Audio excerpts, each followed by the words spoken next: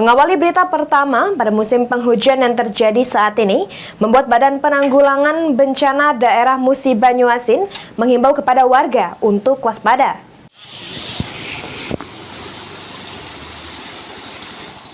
Meningkatnya intensitas hujan dalam beberapa minggu terakhir menyebabkan naiknya debit air sungai, terutama Sungai Musi yang menjadi muara dari sejumlah sungai di Kabupaten Musi Banyuasin.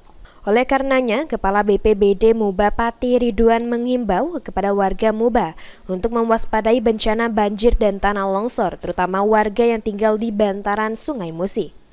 Ada 8 kecamatan yang berdampak atau pengaruh dari cuaca yang ekstrim, hujan yang cukup deras, ditambah arus Sungai Musi yang naik, dan juga ada kiriman air dari kabupaten tetangga kita, Cirawas. Nah, ini berdampak. Jadi memang ada beberapa desa yang sempat tinggi, mulai dari Sungai Jirak Jaya, terus ke Sungai Kro. Nah, ini terdampak mulai dari Kertayu, Kertajaya yang agak cukup dalam kemarin, namun sehari sudah surut kembali.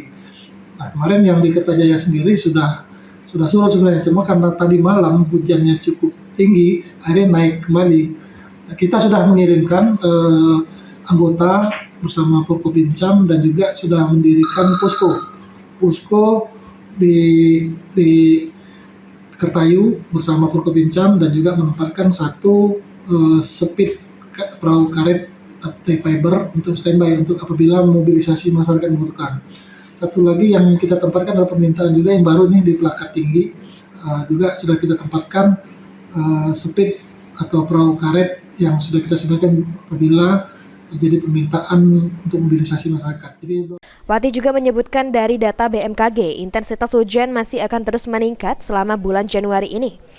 Dan dipastikan adanya kenaikan debit air sungai yang bisa meluapnya anak-anak sungai hingga menyebabkan bencana banjir dan tanah longsor. Ruzi Iskandar, PAL TV.